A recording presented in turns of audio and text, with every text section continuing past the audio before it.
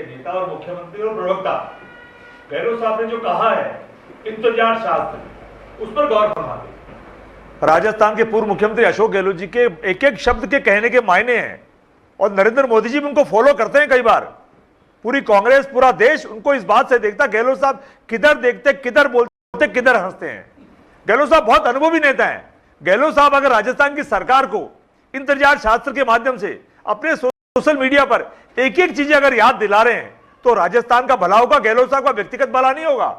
भजनलाल जी की जिम्मेदारी बनती थी, सरकार की जिम्मेदारी बनती थी, बीजेपी की जिम्मेदारी बनती थी कि गहलोत साहब जिन टॉपिक्स के ऊपर सरकार का ध्यान आकर्षित करना चाह रहे हैं वहां पर कटाक्ष करने की बजाय, गहलोत साहब को छोटा करने की बजाय भारतीय जनता पार्टी उन्होंने जो जो भी शास्त्र याद दिलाए हैं, जिन जिन योजनाओं का इंतजार राजस्थान की जनता को पिछले लंबे समय से हो रहा है, अच्छा होता है। एक तो उसमें बजट की कमी होती, यानी फाइनेंस की कमी होती, और उसके साथ साथ राजस्थान की जनता को फायदा मिलता।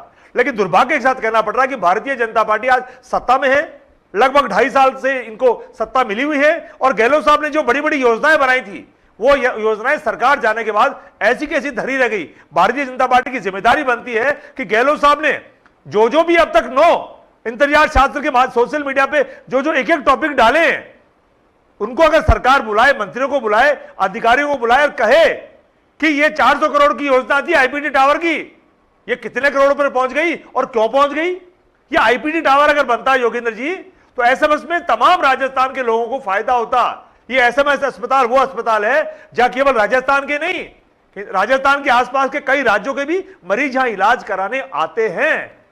आईपीटी टावर गहलोत साहब का व्यक्तिगत हाउस नहीं बन रहा है। आईपीटी टावर अगर ढंग से बनेगा, तरीके से बनेगा, समय बनेगा तो राजस्थान के लोगों को फायदा होगा। अगर स्टैच्यू सर्किल के पास सेंट्रल पार्क में अगर गांधी आश्रम ढंग से बनता है तो राजस्थान के लोगों को गांधी जी के दर्शन और गांधी जी की जीवनी को पढ़ने का मौका मिलेगा, राजस्थान के नौजवानों को ज्ञान मिलेगा। ये भारतीय जनता पार्टी की तरह जुमलेबाजी करने से राजस्थान के नौजवानों का भला नहीं होगा। सांगानेर गेट में जो हमने अस्पताल बनाया, उसके अंदर नया जो डाला है, अगर उसका भी विस्तार करते, उस योजना के ऊपर तरीके से लागू करते तो राजस्थान का भला होता। अगर कोचिंग हब जो हमने प्रतापनगर में बनाया उसमें कोई कमी है, उसको आप दुरुस्त करिए। आप 10, 15, 20 नए नए बोर्ड बना लीजिए, उसमें अमित शाह जी का नाम लिख दीजिए, मोदी जी का नाम लिख दीजिए, भागवत जी का नाम लिख दीजिए, मदन राठौड़ साहब का नाम लिख दीजिए, भजनलाल जी आप अपना नाम लिख लीजिए, और भजनलाल जी आप अपने परिवार के जो लोग हैं ना जो राजस्थान में घूम रहे हैं उनका भी नाम लिख दीजिए। लेकिन राजस्थान के लोगों को कोचिंग अब दीजिए।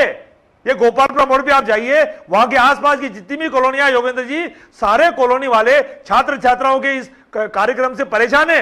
ट्रैफिक जाम रहता है और छात्र छात्राएं रात दिन वहां पर इस तरह का मूवमेंट करते रहते हैं। लेकिन भारतीय जनता पार्टी चाहे कोचिंग हब हो, चाहे आईपीटी टावर हो, चाहे चारों दिशाओं में, राजस्थान के चारों दिशाओं में बड़े सैटेलाइट अस्पताल राजस्थान की सरकार, पूर्व सरकार ने स्थापित किए थे, सरकार ने रोक दिए। तो मैं आपको कहना चाहता हूं आरआईसी सेंटर है तो गहलोत साहब आके ठहरेंगे क्या उसमें, या गहलोत साहब के कोई परिवार के गेस्ट ठहरेंगे। मैं आपके चैनल में इतना कहना चाहता हूं कि गहलोत साहब ने जो 8 या 9 जो जो शास्त्र याद दिलाए भारतीय जनता पार्टी को, भारतीय जनता पार्टी की सरकार की जिम्मेदारी बनती है अपने अधिकारियों को बुलाए, मंत्रियों को बुलाए और कहे कि राजस्थान के पूर्व मुख्यमंत्री अशोक गहलोत जी ने जिन जिन योजनाओं का जिक्र किया है उन योजनाओं को तय करिए।